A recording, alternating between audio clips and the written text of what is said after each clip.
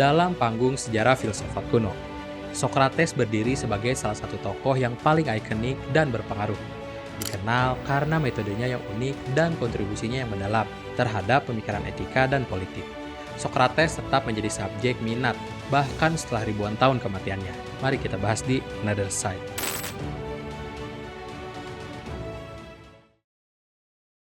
Life of Socrates.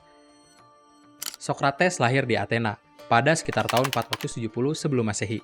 Meskipun terkenal dalam sejarah filsafat, Sokrates sebenarnya tidak pernah menulis satupun karya filosofisnya sendiri. Pengetahuan tentang dirinya sebagian besar berasal dari tulisan murid-muridnya, terutama Plato dan Xenophon. Sokrates hidup dalam periode ketidakstabilan politik di Athena, di mana demokrasi berkembang tetapi juga diwarnai dengan konflik dan perang. Meskipun tidak memiliki harta benda yang melimpah, Sokrates terkenal akan kehadirannya yang kuat dan kemampuannya untuk mendiskusikan hal-hal yang mendalam dengan siapapun yang bersedia mendengarkannya. Suatu hari, seorang pria datang kepada Sokrates dan berkata, "Sokrates, aku telah membawa seekor ayam untukmu sebagai tanda penghargaanku padamu." Sokrates dengan senyum lebar berkata, "Terima kasih, tetapi aku tidak memiliki kandang untuk ayam." Pria itu pun tersenyum dengan penuh pengertian dan berkata, "Tidak masalah Sokrates, aku hanya ingin memberikan ayam itu padamu sebagai hadiah." Sokrates tersenyum dan menjawab, "Dalam hal itu, biarkan aku bertanya padamu satu pertanyaan. Apakah kamu tahu bagaimana merawat ayam ini?" Pria itu terdiam sejenak, lalu berkata dengan malu, "Sebenarnya, aku tidak tahu cara merawat ayam." Sokrates tersenyum dan berkata, "Maka, lebih baik jika kamu menjaga ayam ini dan belajar bagaimana merawatnya dengan baik. Dengan begitu, hadiahmu akan menjadi berharga bagi kita berdua." Dari pertukaran singkat itu, pria itu belajar bahwa memberi hadiah bukanlah hal yang bermakna jika tidak didasari oleh pengetahuan dan kepedulian yang mendalam. The Socrates Method. Salah satu aspek yang paling terkenal dari Sokrates adalah metodenya yang dikenal sebagai Socratic Method. Melalui serangkaian pertanyaan dan dialog, Sokrates akan membimbing lawan bicaranya untuk mencapai pemahaman yang lebih dalam tentang topik yang sedang dibahas. Tujuan utamanya adalah untuk mendorong orang lain mempertimbangkan keyakinan mereka sendiri dan mencapai pemahaman yang lebih baik tentang kebenaran. Metode Sokrates juga dikenal sebagai elenchus dalam bahasa Yunani. Pendekatan dialogis yang digunakan oleh Sokrates dalam diskusinya dengan lawan bicaranya. Metode ini terutama digunakan dalam upaya untuk mencapai pemahaman yang lebih dalam tentang sebuah konsep atau masalah, serta untuk memperjelas keyakinan atau pandangan yang dipegang oleh lawan bicaranya. Sokrates Method terdiri dari 5 bagian, guys. Yang pertama adalah pertanyaan awal. Sokrates biasanya memulai dialog dengan bertanya pada lawan bicaranya tentang konsep atau masalah yang sedang dibahas. Pertanyaan-pertanyaan awal ini seringkali sederhana dan bersifat menggali pemahaman dasar. Lalu yang kedua adalah penelusuran definisi. Setelah menimbulkan topik pembicaraan, Sokrates akan terus bertanya untuk memperjelas definisi atau konsep yang dibahas. Tujuannya adalah untuk memastikan bahwa semua pihak sepakat tentang makna suatu kata atau konsep tertentu sebelum melanjutkan diskusi. Selanjutnya yang ketiga, penyelidikan dengan pertanyaan-pertanyaan mendalam. Sokrates akan menggunakan serangkaian pertanyaan yang cermat dan mendalam untuk menggali pemahaman dan keyakinan lawan bicaranya.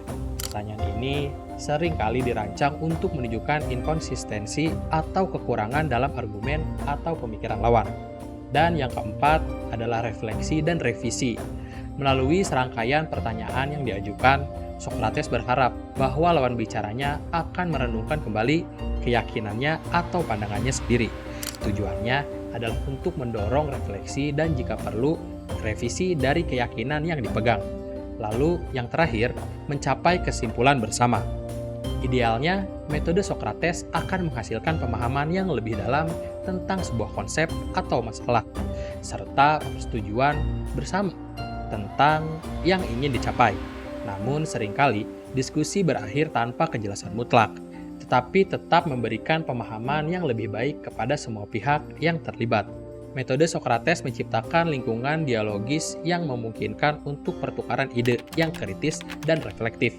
Ini tidak hanya membantu dalam mengklarifikasi pemahaman tentang berbagai masalah, tetapi juga mempromosikan kebijaksanaan dan pemikiran kritis. Metode ini tetap menjadi dasar bagi banyak pendekatan pendidikan dan diskusi filosofis hingga saat ini. Keren banget kan guys metode dari Socrates ini. The Trial and Death of Socrates.